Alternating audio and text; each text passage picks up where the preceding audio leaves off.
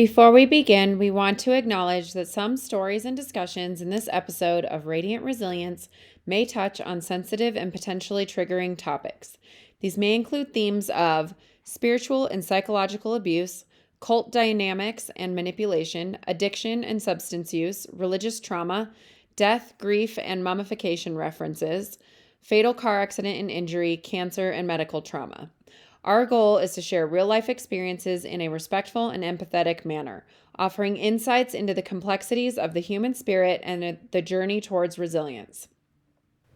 However, we understand that some content might be difficult for listeners. We encourage you to prioritize your well being and discretion when deciding to listen.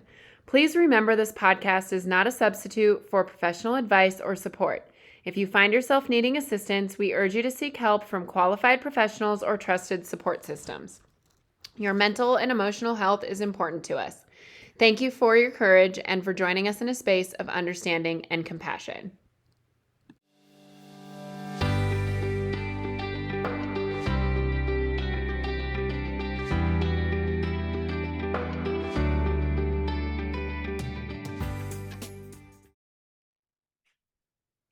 Welcome back, everyone, to Radiant Resilience. I'm so excited for this conversation today. We have had some scheduling issues and have had to reschedule this interview so many times, but we finally got it together and we're doing it, and I'm so excited. Please welcome Andrew-Ryan Profaci. He is the author of The War on Love, a gripping memoir about surviving and exposing the cult where his ex became Mother God. Once hailed as Father God, Andrew now shares his journey of awakening, escape, and rebuilding after spiritual manipulation, cancer, and betrayal. With media credits including HBO, Vice, and Dateline, NBC, he brings raw truth, insight, and emotional clarity to every conversation. Thank you so much, Andrew, for being here. I'm so excited for this conversation. That is quite the bio. Thank you. I'm grateful to be here. Thank you for that. Yeah, it's been an interesting ride so far, and I'm only 41. If the rest of it is uneventful, that will be great. If not, so be it. We'll just go with it. At least hopefully less eventful, right? Less eventful, yes, would be wonderful.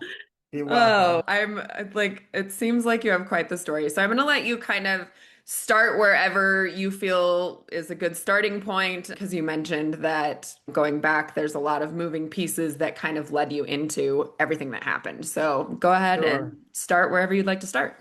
Yeah, I appreciate that. Thank you. I probably take it back all the way to even like before I was born. So I come from my family context. If you've ever seen the movie The Godfather about the New York Mafia, the main character, Vito Corleone, is actually fashioned after my great uncle, Joe Really? Profaci.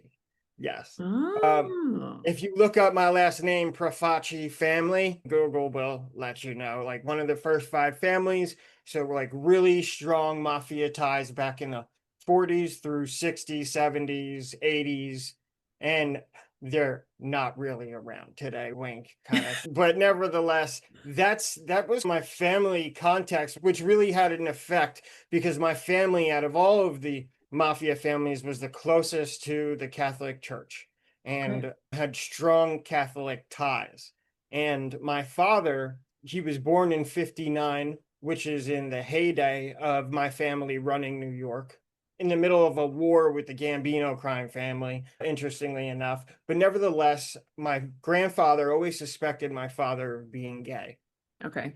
And it created a lot of turbulence for my father growing up. Did not have a loving relationship with his father, didn't learn the tools to speak, to express emotions. It was more violent, and it was more of a difficult to just keep it to yourself kind of thing. And my father is gay, and he Okay. didn't come out. He got married, had my mom, had me and my brother, and then was divorced within a year before I was even born. Also, a very turbulent divorce. When I grew up, my father ended up getting custody. Those kind of issues that he had with his father, he never really learned how to speak to children or express his emotions. Those kind of things started to materialize as I was growing up, and my father came out as I was a teenager, 12, 13, and in the early or mid to late 90s, having a gay parent or being gay like wasn't cool or protected like it is today.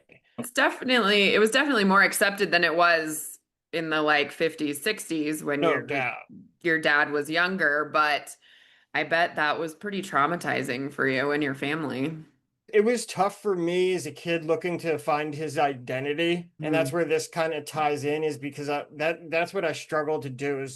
For a while I remember being introduced as the kid with the gay dad when I Mm. was a freshman in high school trying to make friends, and I felt like that was defining me. And it set Mm. me off on this path where I was like acting out. I lost interest in school, super smart, but had no interest, was totally not doing any homework, was didn't care, was hanging out with the wrong crowd of kids because I didn't fit in with the cool kids. We didn't want to hang out with the kid who had a gay parent. And it caused a lot of strife back at home and put me on the wrong road. And all of that kind of culminated when I was 18 in a fatal car accident that I was in with my best friend one late night, actually 3 days ago was the 23-year anniversary, October 28th, 2002.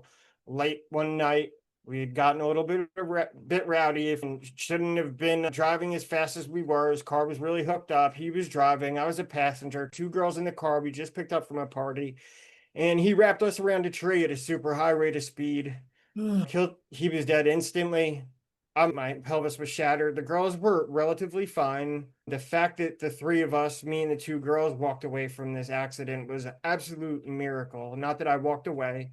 I had to learn to walk again with the shattered Wow. pelvis, but the fact that I was saved planted this seed that became my seeking spiritually, because I believed I was saved by some higher power. The nurses and the doctors were like, "We don't know how you lived through this." Yeah. Uh, yeah, I was the only person wearing a seatbelt. It's the only reason I lived. Wow. We hit the tree on my side of the door at 70 miles an hour. So the only thing between me and the tree was the door. And it was a miracle. It really was a Wow. miracle that I lived. So that really made me start wondering a lot, especially in the time when I was recovering, not walking, just sitting around at home.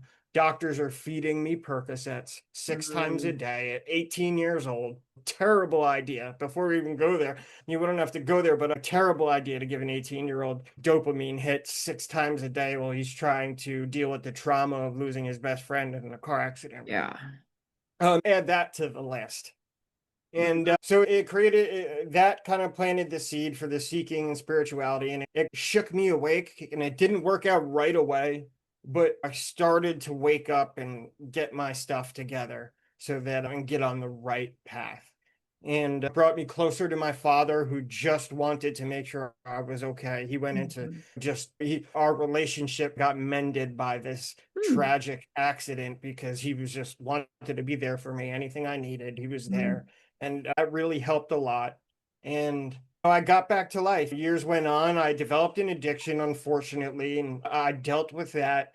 And I was seeing a doctor, and then fast forward about 10 years, and I've got my life back on track. I'm working a job. I'm living in my own place 2 blocks from the beach. Mm. And I started getting into spirituality. And it started with conspiracy theories, which is like the most dangerous thing to get really involved in. It's one thing to find interest in it. It's another thing to really set yourself upon, I am going to figure out what's going on Mm. here. And I felt that was something that I felt like I was being led to figure out the truth. I was saved by God in that accident. There's a reason I'm here. There's something going on. I need to figure out what it was. And all of that came together and put me on a path that and lit my hair on fire. And eventually I joined the cult, and things started to get out of hand when the conspiracy theories took over. That's so interesting. Were they like my general knowledge of conspiracy theories is they tend to swing very political too. So it's the No doubt. government is doing this and the government's doing that. And then I suppose there are the religious ones as well. So were there specific ones that you're willing to share Yeah. what you were like diving deep on? Yeah. So it actually started, interestingly enough, I was seeing what are called time prompts. I don't know if you ever heard of angel numbers or people Oh, that yeah. see, if you see numbers, the same numbers all the time, go look it up. Like certain numbers will have a meaning attached to them, almost like astrology in a way. And I kept looking at the clock, sometimes twice a day, and it was like 9/11 all the time. And I'm seeing it on license plates. I'm seeing the number on billboards. I'm just seeing it so much that it got to the point where it was like, okay, this is kind of weird. What does that mean? And I thought it meant I was supposed to look into the events of 9/11 because I was interested in Okay. conspiracy theories already. And 9/11, especially for me being from New Jersey, I was so close to those Twin Towers that literally every high school around me had at least one or two parents that worked in those towers. Mm, So it was a really traumatic event for us. And I actually had to be in New York City a couple days after mm, 9/11. So I saw the wreckage with my wow. own eyes. I was there for it. And it really hit home. And so I started digging into 9/11. That was the first one. And not to go there, so to speak, but when it comes to 9/11, there is a lot of information that clashes with the quote official narrative Yeah. that can really convince somebody to keep going down that road, Okay. to put it mildly. Yeah. And then I just started, I get into this place where my worldview is starting to collapse, right? Where Mhm. like what I'm being told, I don't believe anymore. So I'm starting to replace it with new beliefs. And I don't know what I'm doing. And I'm just like flailing along trying to put stuff together. And then I realized that after months of searching into these conspiracy theories, I realized that like it really didn't mean anything. At the end of the day, there's nothing I could do about it. Like That's most really interesting didn't because care. I've met a lot of people that are super into conspiracy theories, and I do believe that they probably stem from some type of truth, right? I'm not gonna sit here and say Sure, that none of them are true or whatever. I think it's probably similar to a telephone game of some sort where it just gets warped and warped, but came from some sort of truth. sure. But I find that a lot of people that are super into conspiracies, in my experience, are people who were living tumultuous lives or had some type of trauma or was trying to avoid their normal trauma or like just hard things in life. Would you agree with that? Yeah, I think it's definitely a distraction that also Mm. provides you a sense of meaning and Oh, purpose because you think that it feels like you are uncovering meaningful truths, and you might be, but at the same time, there's no relevance to or action that you can really put to it. You know what I mean? There's nothing you can really do yeah. about it at the end of the day, and it just becomes like hours and hours a day of wasted time. Sure, you have knowledge and you see the world in a different light, so now what do you do with that? And I came to that realization, and yeah, I was gradually, it kind of leads, like the conspiracy theories were leading towards spirituality anyway, Okay. because they lead to the pyramids in Egypt. And then we start Yeah. thinking about that kind of stuff, and they blend together in a way. So here my worldview is crashing on one side, and then here I'm coming into spirituality on the other. And I'm like the two of them are meshing in a little bit. And I'm replacing my old worldview with spirituality. And that's how I first came across the group known as Love Has Won. I would spend my time every day like searching the internet for these articles. And then I found a website that did all the searching for me and Mm. aggregated them and posted them all in one spot and Mm. made it easy for me. And whoever was choosing these articles, I thought had great taste because I was interested in everything they posted. And this was Amy Carlson, aka Mother God, who was choosing these articles and putting them there. So I just started going to this one website every day and looking at their information. And what I didn't know was that was the first wrong step, Mm. because that was the beginning of my isolation.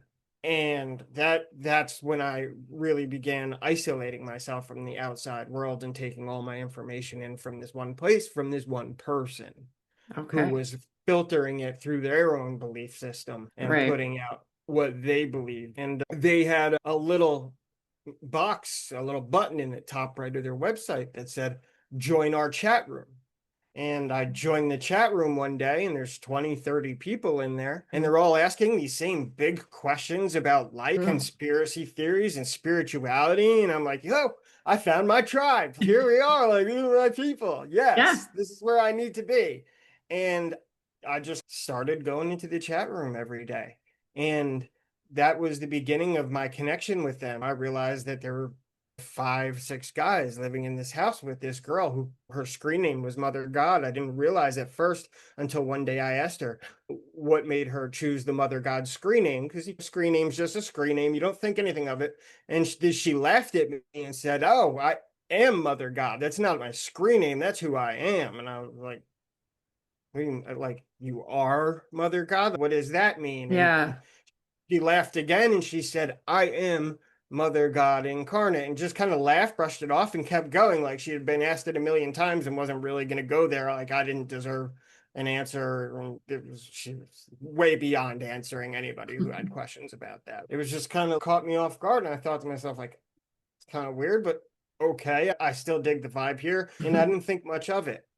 And while this was happening, I had a bunch of inexplicable, timely experiences happen to me within like a group of like maybe 7 to 10 days that completely, if there was any bit of my old worldview left, it shattered it completely Um, and sent me flying in the direction of that group. so what happened after all that? Then did you move in?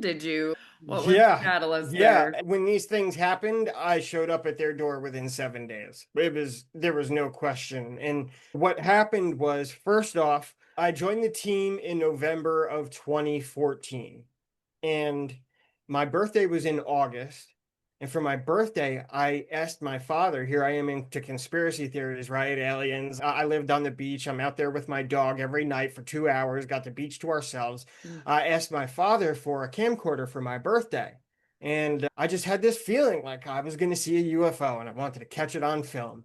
And I couldn't explain it, but that's what I wanted. And he got it for me. And here I am spending from August to November lugging 1.5-year-old pit bull who cannot wait to get to the beach, and a bag full of dog toys and water bottles, camcorder, my phone, and him dragging me along. And it was just a mess. And we'd go to the beach every night. We'd have fun. I'd pick up all the stuff. We'd go home and never saw anything. And then one night, I'm out there playing with him after work, probably till 11 o'clock at night. And we pack our stuff up and we get back to my apartment 2 blocks away. And as I'm taking my stuff off, I go to take out my phone and I realize, uh-oh, I don't have my phone. Oh And, no. and I'm like, you've got to be kidding me. So I grab a flashlight, I leave Lincoln in the apartment, and I spend until 2 o'clock in the morning with a flashlight out on the north side of the Asbury Park, New Jersey beach, looking for my cell phone, which I eventually found like just about completely buried underneath the sand. Oh wow. So the very next night, I get home from work. I'm exhausted. Dogs gotta go to the beach because that's what we do. And I go to grab my camcorder and my phone, and I'm like, nope, it's been weeks not doing that tonight. And it was like I couldn't deny it, just felt like the perfect setup because I take 2 steps onto the beach that night after saying, "Oh no, I'm not bringing my phone. I'm not bringing the camcorder." And I look up over the convention hall in Asbury Park, New Jersey, and there it is. The first thing I thought was Glenda the Witch from The Wizard of Oz. It's just so strange, right? You can't even make this up. For some reason, that's the first thought that popped into my head when she first appears in the show. It's like she's this little bubble, right? I'm Mm. looking at electric blue glowing bubble hanging over the convention hall. And I thought it was just like sitting there. And next thing I know, it's actually like slowly just floating directly at me. And first flooded with fear. It wasn't like I rubbed my eyes and it was gone. It was slowly just coming right at me. I'm thinking it's going to pick me up and take me away. And I'm thinking it's going to take Lincoln. I'm looking for him to make sure he's not going to get sucked up and taken. And I didn't know what to think. And as this thing's coming over my head, it's about the size of a basketball. I look down at my feet and I remember thinking to myself, like, this is never going to happen again. You need to just look at it. Don't be afraid. Just see Mm. what it is. So I look up and it looked like a ball of mercury that was just glowing in electric blue. And it passed over my head, no sound, and didn't deviate. It just took a straight beeline north up the beach and disappeared in the distance. I watched it for 5, 10 minutes until it disappeared so far I couldn't see it. And I remember running up to a couple people. There was like three guys and a couple girls walking on the boardwalk. It was late at night, and this madman with his dog runs up to them. Did you guys see that? Did you guys see that? They're looking at each other, see what? And I told them, they're like, I look really crazy right now. And I said, all right, see you later. And just went home. And I get home and I'm blood's running. And I'm unleashing my dog, thinking like, oh, this is crazy. And then I realized that my camcorder and my phone, I had left them there. And I put it together how weird it was, you know, how that it felt like it was a setup. And that was strange enough just by itself. And then a day or two later, I actually had already scheduled an interview with this psychic guy who claimed he could give you answers because he could speak to your Pleiadian spirit guides, right? I wanted some answers. I had questions. I wanted answers. I didn't put too much into it, but we talked for a couple hours and he said all these kinds of things that a psychic would say, very general stuff. And just let it go, like, all right, whatever. But he gave me this one specific thing to do, which was interesting. He says, I want you to do this, or your guides are telling me you're supposed to do this specific meditation where you stare into a flame really hard and write your top 3 questions about spirituality on a notebook in front of you, and then close your eyes after looking into the flame and think of your question. And we finished our session, and I do this meditation.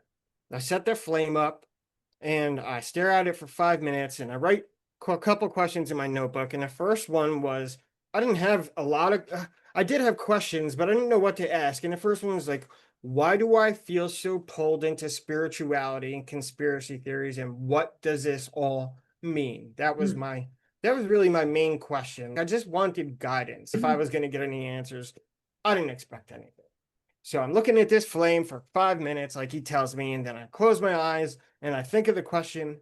And with my eyes closed, as clear as I'm looking at you, it's never happened to me before. Suddenly, I'm seeing the image of a woman in a wheelchair sitting down with her feet up on the stirrups, no face, just neck down. She's in a hospital gown and she's pregnant.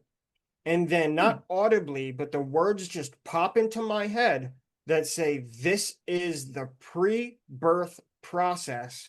Do you understand? And I had never experienced anything like that before. It totally knocked me out of my meditation right away.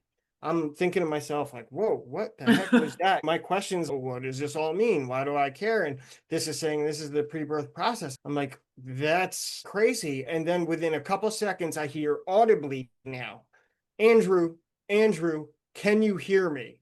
A woman's voice. I live alone. And now I hear a woman calling my name, asking me if I can hear. And I'm looking left or right. I'm looking left. There's nobody there, of course. I'm like, like a crazy person in my house. I'm like, yes, I can hear you. What? Nothing. Silence. Nothing. And I didn't know what to make of it. I really didn't know what to make of it, but I was shocked. And like I said, if my worldview hadn't crashed before those couple things happened, it went tumbling down. Yeah. In that moment. And I'm in a place right now where I'm like, okay, if this is possible, what else? Yeah. And that was the setup for joining. And then if that wasn't enough, I was already feeling pulled towards that team. I had started driving in that direction, and I visited family in Tennessee, halfway between Jersey and Colorado. And all of a sudden, I started having dreams of this girl who calls herself Mother God. And we're talking like 2, 3 nights in a row. And I thought to myself, that's really strange. I don't remember the dream. All I remember was seeing her face. And I thought about saying something to her, but I didn't want to come off like a fanboy. Didn't know her that right. I didn't, hey, I'm dreaming about you. Yeah. No. So I wasn't going to do that. But then it happened for another couple nights in a row. And we're talking like 5, 6 nights in a row. And that's when it gave me the courage to bring it up, because that was just, again, it was just too weird and it was too much. And I looked up to her as somebody who's more spiritually adept. And I messaged her in the chat room and I said, hey, this is what's happening. I don't have any expectations. I don't mean anything, but I'm curious. What does this mean? And Amy says, or Mother God says, oh, I've been having the same dreams about you. I didn't know Oh. it then, but I know it now. The opportunist that she is, Mm. she knows how to jump on an opportunity. She saw a shiny new toy. So she says, "Oh, yeah, I've been having the same dreams about you. It means you're supposed to come here right away. You have a huge role to play in the helping to awaken humanity and help me as Mother God to claim my rightful place and help humanity awaken and bring us to the next level of human existence, the light overcoming the darkness. This is the beginning, and you have a big role to play." And after these experiences I had just had, and then I'm having dreams about her, I couldn't explain anything else. I felt like I was being called in that direction. So So there you was think she wasn't actually having dreams about you? She no. let that was a manipulation tactic. Oh yeah, Okay. 100%. Yeah, yeah. I can know Amy very well, and I've seen her be like very adept at just jumping on an opportunity when she Mm. had it. She was very intelligent, very well spoken, and she knew when she would have made a good poker player. She knew when she had an opportunity, and she saw a shiny new toy, and she had a very promiscuous nature to her. No judgment. You're a grown woman. If that's your choice, that's your choice. But when it came to men, she moved on from old ones quickly and just kept a cycle going because she just found interest in new places. And I was it for her in that moment. Mm. And we'll send you the money for the flight. No, you can't even drive here. I need you to get on a plane. You need to come right now. You can go back for your car and your dog, but we need you to hop on a plane like right now. So I leave my dog even this is like my son. I leave my dog at my mom's thing. I'm going back for him in a couple days. I tell Amy, no, I have a little bit of money because I had been let go from my job, interestingly enough, which opened up the space for me to go. That was another thing that happened that was very coincidental in that time. And I was getting unemployment, so I was free to go do what I wanted and still have some income. And I said, no, I have the cash. So I jump on a plane. I take a 5.5 hour taxi ride. I show up, I believe it was November 17th of 2014. And I show up at about 5:30 in the morning. I take two steps in that door and I think to myself, I just made a huge mistake. Right away, you felt like that. Instant, Oh, instant. wow. Two steps in the door and I knew. And it was interesting when they have those tunnels that you walk in the airport that reach out to the plane when the plane shows up. Literally, as my foot was going off the tunnel and about to touch down into the plane, I had, for the second time in my life that this ever happened, like in my meditation, a thought pop into my mind that wasn't my own. It felt like something that was placed there. And it said, "You're bringing the light to a very dark place." That was the last thing I wanted to hear Yeah. or think about in that moment. So I just completely forgot about it and didn't think about it. I didn't think about that again for another 3, 4 months till after joining the team. It didn't even hit me right away. I didn't realize. But yeah, I took two steps in the door. I look left, and the kitchen had dishes in the sink piled up and dishes piled up on the counter. Food stuck to them. A Hmm. house full of 7 people hadn't done any dishes in a week at least. I look in front of me. It's 5:30 in the morning. The house looked like a bomb had gone off. Clearly, nobody had cleaned in weeks. The table they worked from, there's laptops all around it, the wires, a layer of dust over everything, ashtrays full of cigarette butts overflowing with ashes, clothes and stuff strewn everywhere. And this was not like a clean, spiritual, balanced place Mm. at all. This was like totally not in balance, completely dirty. The feeling was intense and heavy. And I thought to myself, like, this is not what I thought it was going to Mm. be. Amy's back is turned to me as I'm coming in through the door. Her back was facing the door. And Michael, who was highlighted in the documentaries, Miguel Lamboy, he was standing there and I could see him and he's looking at me standing sideways, but his hands are on her shoulders and he seemed like he was holding her up. And I didn't really know what was going on. And as I start walking in the house, he says to me, "Yeah, the energies have been really intense." on MG, Mother God. And I said, okay. And as I turn around, I realize the first thing I see on her jeans is a little puddle. And I look up to her face and she's got drool just coming out of her mouth. And then she's just like drooling onto her lap. And she's in a completely incoherent state. Her head, she can't even lift her head up. She can't talk. She can't speak. She's literally being held in her chair by Michael. If he had let her go, she would have just boop, fallen out and onto the floor. And I thought, like, what happened to the smart, intelligent, like even beautiful, spiritually adept mother god that I had seen on the other side of the computer? Now, this person is like in another world. Who is this? And she couldn't even say hello. She let out this muffled giggle when I sat down in front of her to say hello.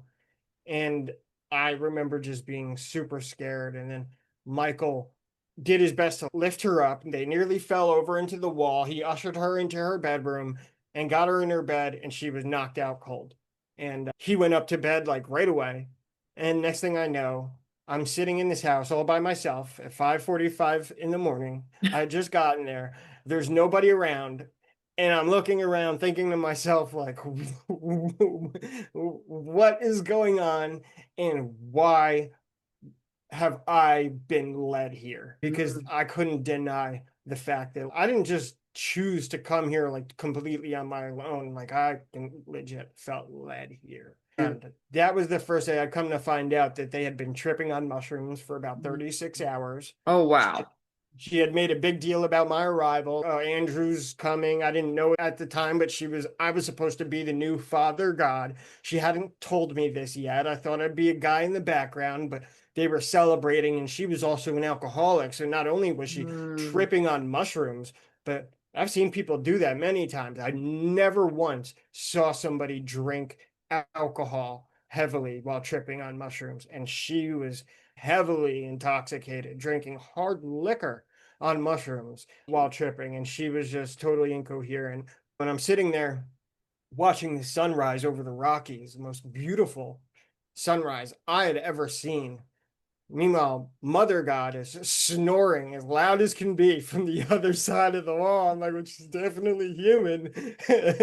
And I sat there by myself for an hour and a half, just taking it in, trying to find my center and figure out what the heck I was going to do when every ounce of me wanted to run. I totally forgot this was in Colorado when I was doing all of my research a couple months ago when we were going to do our interview. I totally forgot this is in Colorado because that is where I'm based. So, what part of Colorado was it again? Crestone. It's an Yeah. hour and a half southwest of Colorado Springs, literally middle of nowhere. Yeah. Yeah. I've hiked some mountains over there, so I know Cool. part of that. So, tell me really quick, what was the Love Has Won cult? Like, explain that as a whole, and then I want to continue with your role in it. Sure. So the cult was, my understanding, love, spiritual growth, dissolving your ego so that you can become a better version of yourself, so that you're not projecting your baggage, your ego, you're into the world, but approaching with love, with compassion, with discernment, with a depth to you that just radiates a positive energy that, whether other people like it or not, is going to have a positive effect on the world. And we were coming together because we were the this was the seed that was sprouting to start this evolution, a revolution, bringing humanity to this awakening that was foretold in the Bible. Rapture, things that had been written about in sacred texts for thousands of years, and felt they talked about 2012. They thought that's when this thing was going to happen, but we thought it was coming, and I thought we were going to play a big role in it. And as time went on, it changed from this message of love and light and compassion to follow Mother God. I feel like And that's how a lot of that was cults seem to start, right? Like they start pretty innocently with good ideas, with good intentions, and all that stuff. And then somebody gets power hungry and it all spirals out of control. And that's exactly what happened. I took over the websites and I improved them. That's what I do, digital marketing. And I took us and brought us to another level. They were getting 1,200 people a day to their website when I showed Wow. up. Within a few months, we were looking at 40,000 people a day. Wow. We were blowing up. She would do spiritual healing sessions to create income because 8 people in a house is not cheap to feed and home, give these people a home. And she's doing spiritual healing sessions and she doesn't charge money, but she asks for a donation. Some people would give $5, some people would send a care package, and then you have some people that would donate Wow. $7,777. So we were probably making $8,000 to $10,000 a month. Her schedule was booked solid for 2, 3 months in advance. She would spend 6, 7, 8 hours a day on the phone, just doing session after Wow. session. I mean, she put in like real work.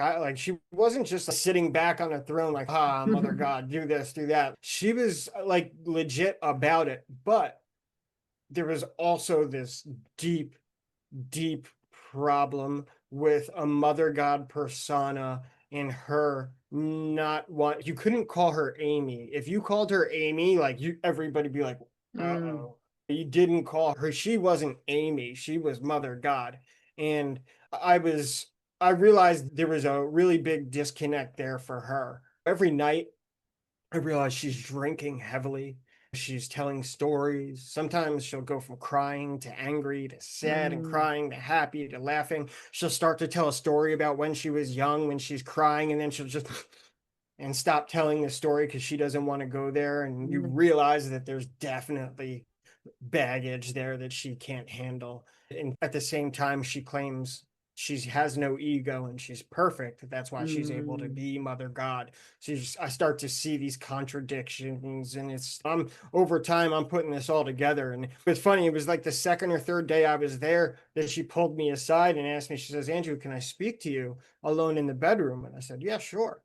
And she brings me in there and she gives me what I call the Father God talk that she Okay. gives to the guys that don't know they're supposed to be Father God, but she is going to anoint you her new Father God. And she tells me about how I'm supposed to become this entity or dissolve my ego and have this consciousness come into my body and help her serve humanity, bring in the awakening. And it was just really heavy for me to hear this. And I'm like super confused, don't know what to think. I feel like Andrew, she's telling me something that just sounds crazy to me. And she spent a few minutes explaining, and she's going to leave me there to just soak it in because I was in shock. And she goes to walk out the door of the bedroom to go back to the team at the computers. And she turns around and she says, oh, and by the way, when you're ready to make love, let me know. And shuts the door behind her and just leaves. Oh, wow. And I'm just like that.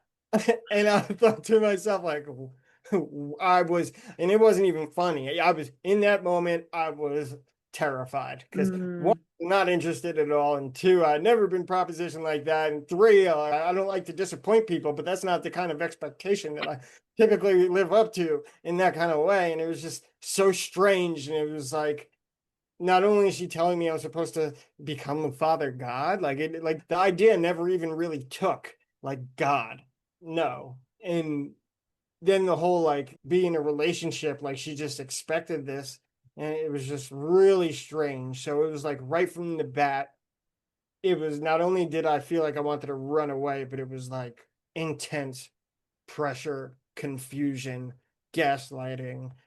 It so what was do just you tough. think made you stay then after all that? Those experiences that Mm, I had in meditation mm, and the way I saw that whatever it was in the sky, especially with the way it was set up, leaving my phone at home that night because I dropped it on the beach. I couldn't, the dreams of Amy, for me to run away felt like I would have been rejecting those experiences and mm, I couldn't. That's the one. It was like what happens when, what do they say, an immovable force meets, I forget the saying, but nevertheless, it was like what I felt like I was in a rock and a hard place. mm. I couldn't reject these experiences and run away.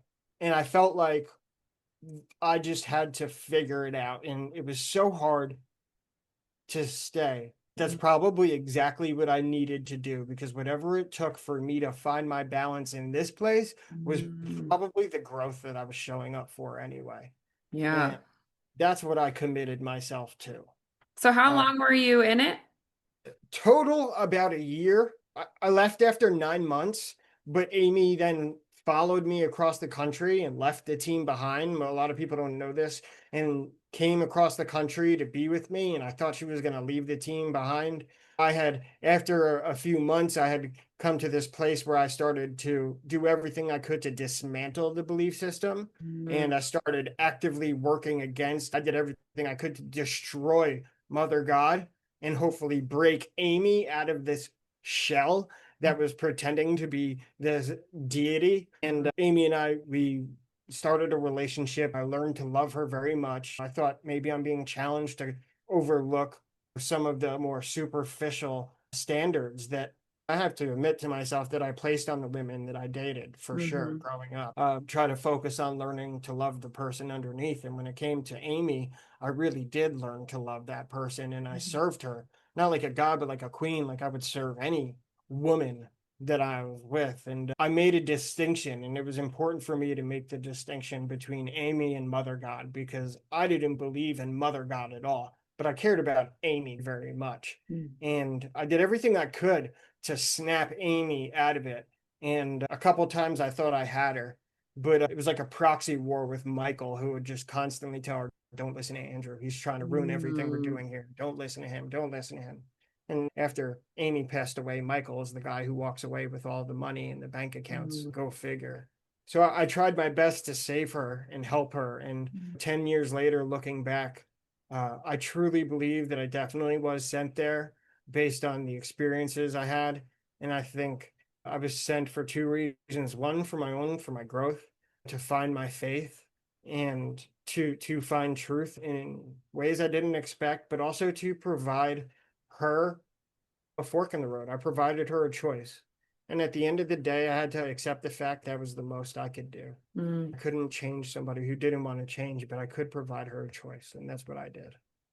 I'm so interested in what her backstory is. I wish I could have a Yeah. conversation with her because she was obviously numbing and she was obviously, and I don't Well, know, if you that's have questions, I can probably answer a lot of them, but not all. And there are a couple I've been sworn to secrecy about when it comes from her family, but I yeah. don't think it's beyond anybody's, I don't think it's beyond obvious to assume that there are definitely some trauma issues Yeah. from her past that were never dealt with. Yeah. That's fascinating. So you said there were 8 people living in that house? At that time, through the months, that number swelled, it fell Okay. back. I remember we had this one guy, Bill, who joined in my book. I call him Greg because I didn't realize he wasn't any longer with us, and I didn't want to put him out there like that. But I couldn't be Father God anymore after a little while for obvious reasons. So Amy started to move on, and this 55-year-old guy joins the team in June of 2015. And I remember Amy coming up to me one day, and I didn't like the fact that she was going to give the Father God title to somebody else, but Mm, she was like, you and I are staying in a relationship. I took great care of her. I loved her very much. She knew that. We're going to keep our relationship. He's going to be Father God, but it won't be like a physical relationship between me and him. Coming from her, I knew that was complete BS because that was mm, just her nature. She had mhm, disappeared with him over many times. But nevertheless, she comes up to me one day with him and he's smiling like a little kid behind her. He's 55 years old, in great shape, wears glasses, tan. He came from the Northwest and he was like, he had the personality of a 5-year-old. He was just happy and giddy, a little too trusting. Probably the kind of guy whose parents are like really on top of him, even at 55, because they realize how susceptible he is, mm, and he is in the wrong place because she comes up to me, she's smiling, she says, I have great news. I'm looking at him and he's smiling behind her, and she said, we're going to take a trip to Greg's house in Washington. I said, okay. She said, yeah, just the three of us. I said, okay, what's up in Washington? She says, Bill's going to sell his condo and liquidate his 401k and donate all of the money to love. oh no. And I just smiled, and Greg's in the back of her going, and I'm thinking to myself, like, oh no, this guy Mm, is fucked. yeah. And from that moment on, I took every opportunity I had over the next 2, 3 weeks to pull him aside and try to give him the shortcut and explain to him everything, all the gaslighting I had been through, the lying, the cheating, the ego, she can't be mother God. She's not perfect. She has a drinking problem, this and that. And it was like talking to the happiest brick wall in all of creation. Mhm. He ended up donating $420,000, all of his wealth in cash, had the bank come up with $100 bills in a black duffel bag, no less, and handed it to her and left the team 2.5 months later with nothing, Oh my gosh. with at 55 years old. And yeah, when I left the team, there were 9 people there. And then as soon as I left, the whole team disbanded because by that time, I had absolutely destroyed the belief system day after day. Like I went to war with Amy, and she couldn't look. When somebody claims to be God and you can like reasonably argue with them, like it's not hard to break it down and make it obvious that there's something wrong. So the whole team left after I left. And then she followed me across the country, left Bill and Michael alone in San Francisco or in California. And Bill figured out in that moment just how rough Amy could be. And then he went back to his old life with nothing. And she came to me for 2 months, promising to let it all go and leave it all behind, and was just giving me lip service because she wanted me back. I think Amy knew somebody really loved her and cared about her, not Mother God. And now she didn't have that person anymore, and she wanted me back. And when I realized that she wasn't really going to let it go, she was just giving me lip service to get me back, I ended things again. And that culminated in November of 2015, and that made it 1 year. And she went and rebuilt the team. Years after that, things got really bad. I didn't look back until I got a call in 2021 while I'm at work one day, and I answer the phone. I say, hello. I say, is this Andrew from Love Has Won? And I said, I just don't wanted to say no. And then Yeah, you're like, wait, what do you want? Is this like a legal matter? What's going on? I'm like, yes. And she says, this is so and so from Fox Denver. I want to know if we could have your opinion. And I said, opinion on what? She says, on the recent developments with Love Has Won. And I said, I don't look back, so I don't know what you're talking about. She says, oh, I'm sorry to tell you this, but the house was raided and they found Amy's corpse in the bedroom was mummified, and she had been set up like a shrine wrapped in Christmas lights in the bedroom. And there were 7 people in the house and a couple children living in the house, and they were worshiping her mummified corpse like a shrine wrapped in Christmas lights and waiting for aliens to come and pick up the body in a spaceship. And we just wanted to know if you had any comment. You're like, I have lots of comments, but not that I probably want to share with you. So that was the moment for me to either run and hide or accept my past and speak truth. And I knew nobody else was going to. I knew everybody was going to run like cockroaches when you turn on a light, right? I was very comfortable with myself, especially after what I'd gone through with my father and learning to be comfortable in my own skin. And I made the decision in that moment to speak the truth and at least make sure that people got the right story, the true story, for better or for worse. And I did an interview with them, and the rest is history. Since then, it's been every big news station you can think of. Name one: New York Times, People, Vice. I did Dateline, NBC, HBO, Netflix called me, everybody. And it's been a whirlwind since. It's been a So, whirlwind. who mummified her? Do you know? Yeah, so no, she naturally mummified on her own, just a natural body's process of mummifying. She had been dead at least a couple months. They had taken her from, I believe, California and drove her back to Colorado, where they thought the alien spaceship would meet them. And she had been drinking colloidal silver a lot, and Oh, yes, I remember reading she, that. she had lost use of her legs and couldn't walk anymore. She was clearly very sick and didn't get any help from doctors, no medical care. And then I saw a YouTube video where 2 girls, Hope and Aurora, talked about the day when she asked for medical attention and they had to tell her no, because if they bring her to a hospital, the cabal is just going to assassinate you like you taught us. So of course we can't bring you to a hospital. You always told Oh, us that if you ever went to a doctor or a hospital or police ever ran your name, that the cabal would find you and kill you because you're Mother God. So no, we can't bring you to a hospital. oh And my then gosh. she had another moment where she was like, maybe I'm crazy. Maybe I made this all up. Like it was finally starting to break through. And they were like, oh no, you're Mother God. Of course you are. Stop that. You are Mother God. And Wow. this was months before she ended up passing away. And she ended up dying with liver issues, obviously from the drinking, and toxicity from the colloidal silver. What was the deal with the colloidal silver? What was that supposed to She thought be it would doing? heal all things, anything, but it's a heavy metal. Yeah. It's something that she was drinking even when I was there in 2014. It had turned her skin blue. Literally, like if you see the pictures, it took me months before I even had the guts to look. Her skin was like a grayish blue when she was found. And And was she trying to tell everybody else to do that too? yep, they sold it on their website. And I don't know if they were making it themselves or they were just selling somebody else's. But yeah, she thought it was like this miracle cure to everything, How long had she been taking it? at least since 2014. So And at that was least 5 or 6 2021. years. And apparently she started taking it more and more. So she was just poisoning herself. Was Yeah. already with the alcohol, but It just poisoning herself from head to toe. And that was the Mother God delusion. And that was the difference between Amy and Mother God. Even if I may, the cover of my book, if you see, I did the portrait between Amy and Mother God because that's the split that I really saw. And there's Amy that I thought was beautiful, that was whole, that was balanced. And then there was Mother God, who was this fake persona that wasn't even real, that was causing her to wither away and decay and in Mm, all ways, in mind, body, and soul. And that was the end result mm, of what that Mother God persona did to her. And the people asked me from all the news stations, is this surprising to you? And I said, it's shocking, but not surprising because you could see the downward spiral of what the potential was. I think this only ends in one way, mm. unfortunately. How old was she when she passed?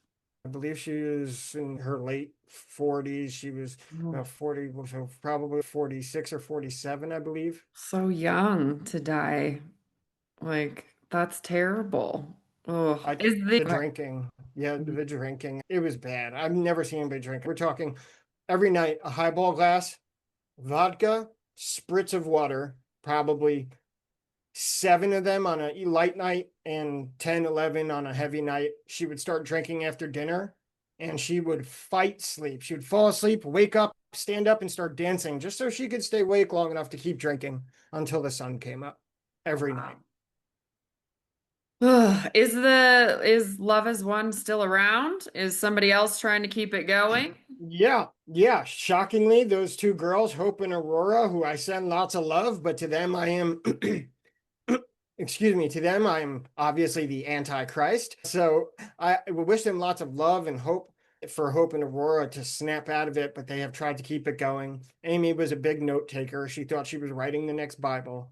They took all her notes and they published them into a book. They're trying to keep it going. They've rebranded a little bit, but the belief system is still there and they are trying to run with it. But for the most part, it's disbanded. But the two of them, last I checked, we're still going. So when you got out, what was your process of healing from all of that? Let it go. That's what I thought. Just let it go. Yeah, you just let it go. That's spirituality. That's what Amy taught. Just let it go. And I didn't realize that was a hard lesson for me to learn. Letting it go is not how you process anything. Letting it go is how you ignore an issue and try to pretend it's not there. And I was diagnosed with cancer in December of 2022. Unfortunately, late and aggressive stage 4 cancer, which was shocking for me. And I went through a really difficult process. I stand before you cured, like miraculously 23 months and counting, cancer free now after a Amazing. stage 4 diagnosis. I had the Wow. only curable stage 4 cancer that exists, but I went through hell, absolute Mm. hell. Tons of surgeries to remove masses, it was everywhere. But I started writing my book while I was in the hospital because if I was going to lose my battle, this one Mm. story at least needed to be told because it was just so crazy and it was such an interesting part of my life that it needed to be told. So I started writing my book. And when it was writing my book is when I realized I hadn't processed any of this. I hate when that slaps you in the face. I'm trying to relive these experiences, and I am Mm. flooded with the same emotions I felt when I went through it years ago, and I realize I'm still in the same place. And that's when I started to process it. And that's when my belief started to change. Before writing my book, I didn't think it was a cult when I joined. Now it was clearly a cult when I joined, I you think that's know. important to recognize too for people who do end up in cults. Like it, because like I said earlier, like it's presented in a good way. It's not presented in this horrible, awful control environment that it is. And I think it is one of those things that you really don't realize it until you're out and you look back on it. And because these people are very good at convincing you that you're in the right place, the right time, that everything you believe is true and everyone else is wrong and all the things. The control is amazing. And she was well practiced at it. She was intelligent, she was well spoken, and she could weave logic in webs that were just so confusing and hard to follow that your brain would just give up. Mm. And that's how she was able to explain how she was Mother God, because your brain would just give up. But I was able to follow the paths of logic and then work backwards and just unravel it every day, fighting with her and trying to unravel the logic until I got to the point where she's just, oh, you're in your ego, pff, go away. And the team Mm. members would see that over and over every day. And then it became clear that, yes, Andrew's right. This is delusion, the titles, this is Mm. madness. She's an alcoholic and there's problems here. And obviously, to all the members that came after, I'm the worst person walking the face of the earth. I think Mm. they call me Lucifer. I'm the Antichrist. I'm evil. I'm a demon. But What's you that know, like for you to be treated? You oh, don't seem bothered by it, but no, I know a badge of honor. I don't. It doesn't have. I don't attach emotion to it because I understand where they're at, and I understand that they believe what they're saying. I don't fault them because they just haven't figured it out yet. And I was there once too, and I just hadn't figured it out yet. And I'm not gonna begrudge them for that. If they can say whatever they want about me, that's fine. I'm especially after cancer, like for give me a break. Like this is like that's peanuts. I know who I am. I don't need anybody else to authenticate me for yeah. myself. I'm good. So you can say anything you like. It's all good. All I have for these people is love, understanding, and compassion, and high intentions for them to Yeah. recognize what where they're at and hopefully grow out of it one day. Yeah. So when you got out, you basically just tried to shove it all down and not think about it, not talk about it, not do Yeah, anything. And then, yeah, it wasn't even like shoving it down. It was just like new path, going a new yeah, direction. that was then, Wipe it this out of is your now. I wipe it out of your mind. Yeah, just got busy doing jujitsu and dating and yep, didn't even think about it, didn't talk about it. And it wasn't until I started, like I said, writing my book that all of a sudden it was like right back in my face. And it was like, whoa, this is heavy. Okay. Yeah, this is processing. And by the time I finished my book, that's when I had processed a lot of it. Mhm. Maybe there's still some left to go, but that I've was heard it. that a lot from people who have written books about their experiences. It seems to be a very therapeutic way to process things, which I Well, guess is probably similar to like journaling or something as well. that's probably why they say to do it, because you're now when you're writing a book, you're in a calm, dispassionate place where you're looking at these events objectively, right? Mm. Without emotions. And then when the emotions come up, you can feel the difference between where you were a second ago when you were objective, and now all of a sudden you're flooded with emotions. And that now you have the reference point to see the difference. Yeah. Because when you're there and you're stuck in a bubble and you're floating along in this bubble, you don't have those reference points to show you how far off track you've gotten. Mm. So, yeah, that's probably why they say journaling is so important. And I second that, because it wasn't until I sat down in a dispassionate place and started looking at all these events that I finally began to realize what was left for me to process. And you said you're still working on it. You'll never hear me say, "Oh yeah, I've overcome something," or "I've gotten there," because Yeah. one, it's a process, and two, I would never. I think the second you say that, you're putting yourself in the same prison Mother God put herself in. Yeah. Yeah. Yeah. I think we're absolutely all just a constant work in progress for sure. Nobody's This life is hard. This world we live in is hard. It's And not easy, no. And unfortunately, that Mother God was like it was a protective defense mechanism for her that mm, became her prison that ended up killing her. mm, And it's a shame because Amy was a beautiful person and Mother God wasn't even real. that's so sad. Oh. At the end of the day, it is a really sad story because she has so much potential to help this world and do Mm, such great things. Like I said, I watched her spend 6 to 8 hours a day just talking to people on the phone and literally like giving them from her heart. Like minus mm, all the mother God belief system stuff, she really put a lot of effort in and she had so much potential. And that's really what makes it so sad is because this belief system that she couldn't be snapped out of is ended up taking her down the wrong track and became what killed her. that's so sad. Wow.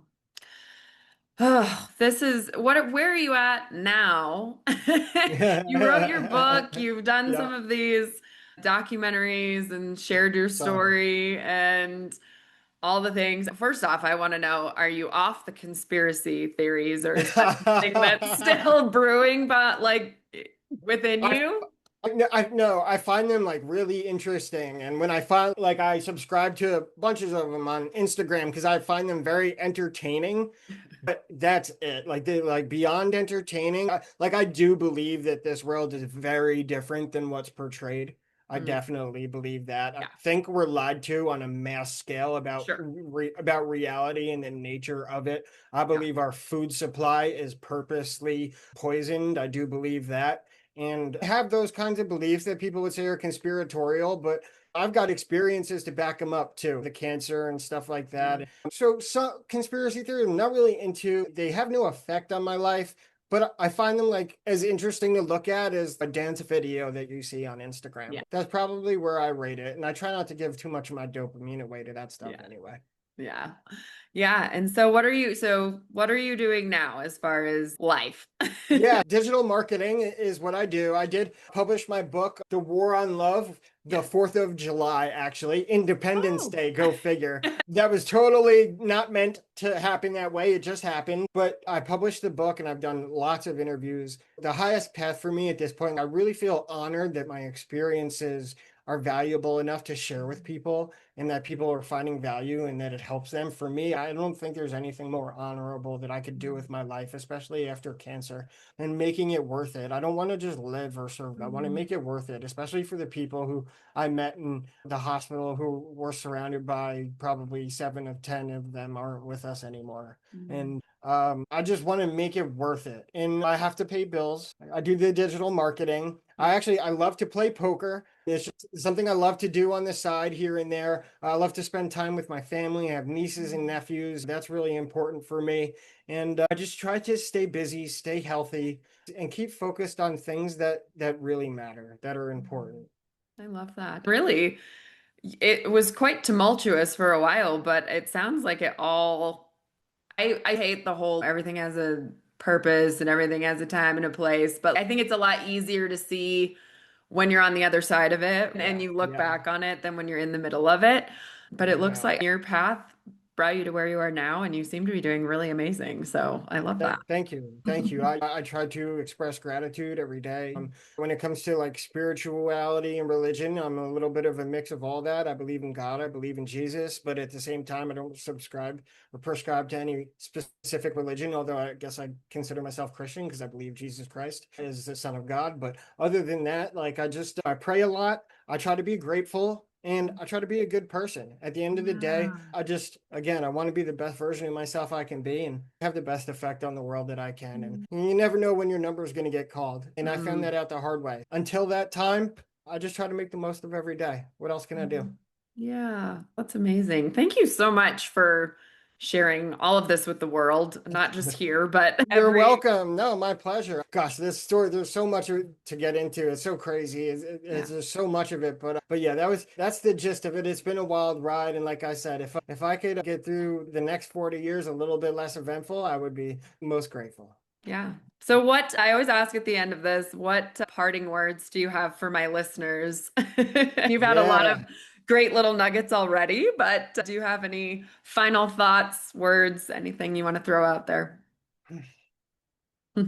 I think the most relevant to our discussion, the most dangerous prison is the one built out of our desire to belong, Mm, which is a rejection of our own authenticity ooh. and a rejection of who we are as a person.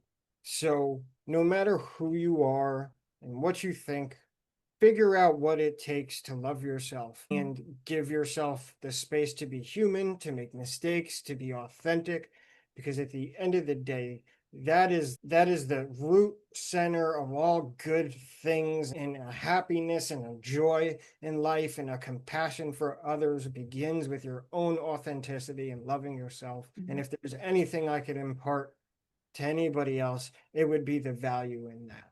That's really good. Thank you.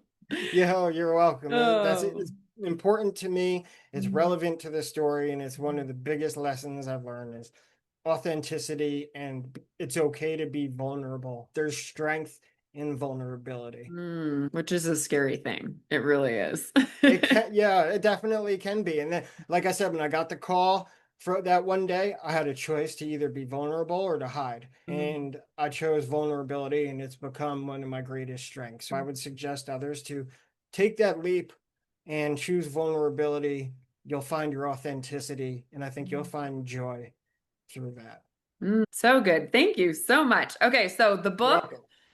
where do people buy the book if they want to buy Yeah, it? so the book is called The War on Love. So you can find it at thewaronlove.com. That's the name of the brand. I'm doing public speaking as well. So if anybody wants to like have me on their show or have me speak at an event, there's a page there on that website where you can fill out the form. I'm happy to speak anywhere, anytime. And that's where you guys can find the book, both in the e-form or in paperback. Yep, and I can link all that in the show notes, and then it looks like you're pretty much everywhere on social media as well. Yeah, you can just type in my name and it's love has one.